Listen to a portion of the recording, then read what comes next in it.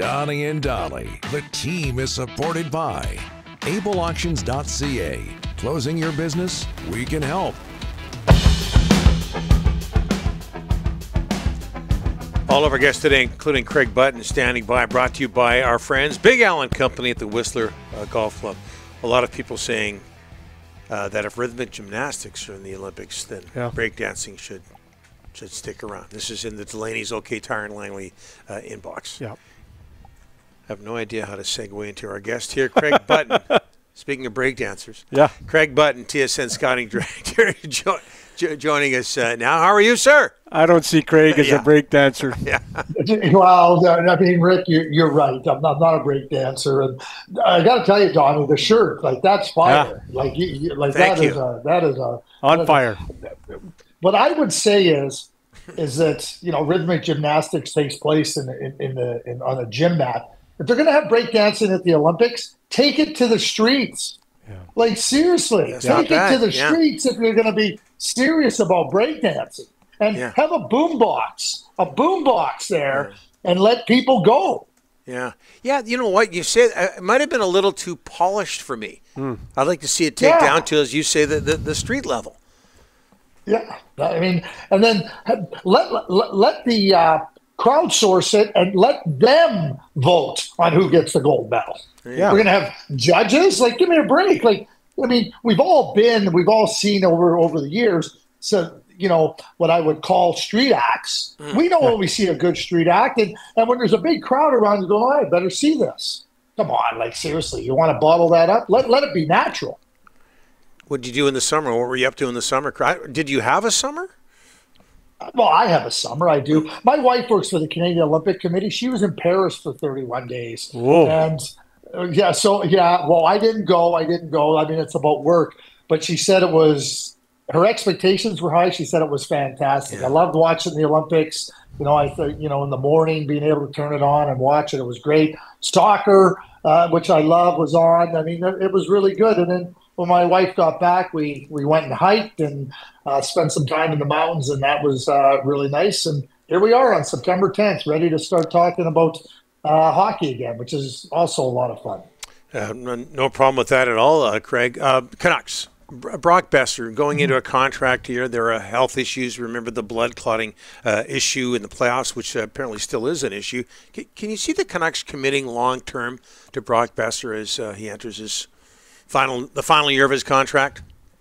Well, I mean, a couple things with Brock. I mean, Brock is 27 years old, so we're not talking about a 30 or 31-year-old player. I guess we all have to look at what does long-term mean. Brock has shown that he can be a really good player. I think with any player, you want to make sure that the medical report, the health report comes back positively. That being said, I also think that when you have Jonathan Lekkerimäki, who I think is going to be a real top player, a really good offensive player, he's not ready to be that now. So, but you look at his entry level contract in 3 years' time. What could that look like?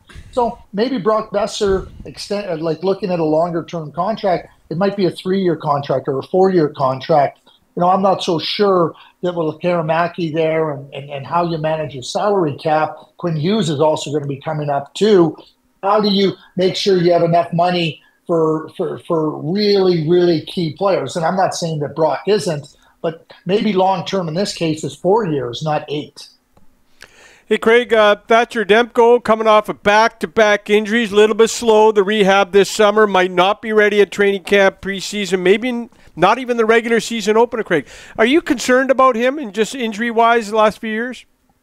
I think you have to be, and I'm not putting it as a 5-alarm concern, but there has to be alarms here because as a goaltender, the injuries that he's dealing with, back, hip, knee, those are all fundamental areas to be effective as a top-notch goaltender. And when Thatcher has been healthy, he has shown that he is a top-notch goaltender.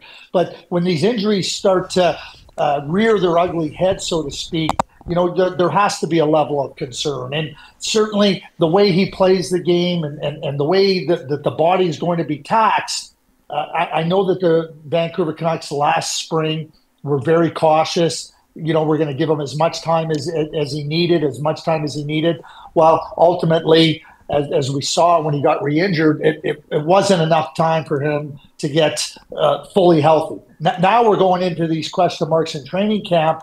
I think the focus has to be, what is a realistic expectation for his health level to be? How close to 100% can it be? Because these questions with the health, with a player that needs these parts of his body, near 100%, have to be somewhat concerning to the Vancouver Canucks, and I think they would be concerning to any team. Craig, the hockey world came together for Johnny Gaudreau and his brother yesterday. I can't tell you, how sad this was when we all learned about what took place and what happened. But the hockey world was there for Johnny and his brother yesterday. Your thoughts on just an absolutely very tough situation? Yeah, a senseless tragedy.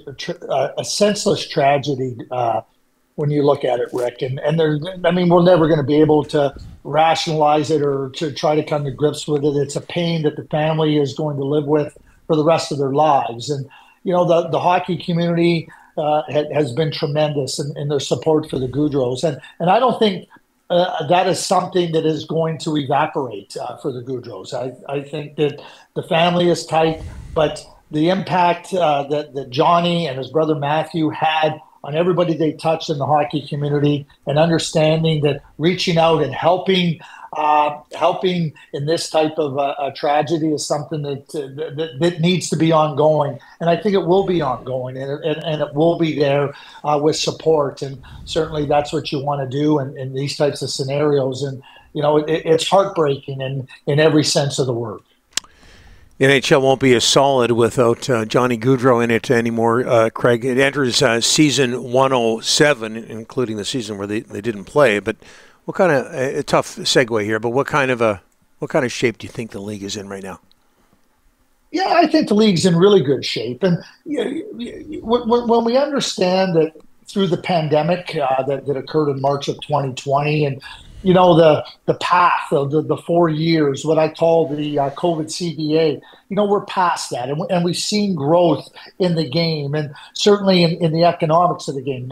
And I know the players and the Players Association want to see more growth economically.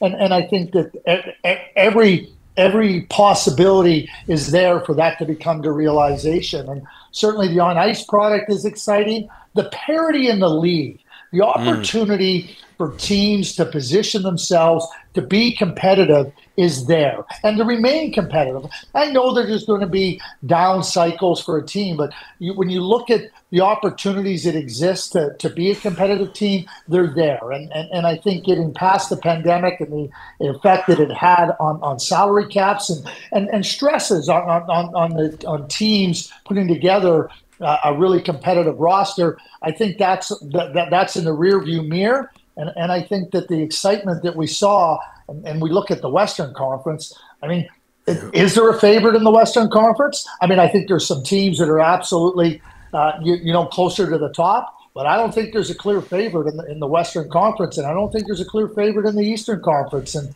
I think that speaks to a level of competitiveness that is not only high, but is level for so many teams. Little secret here, Craig. This shirt comes from the Craig Button collection. Nobody wears colors like this guy. Yeah, salmon, red, you got it. Yeah. Craig's got it. So nice to have you back on board, Craig.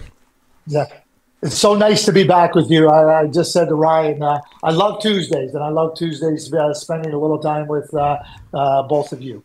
Right back at you. Thanks so much, Craig. All the best. Thanks.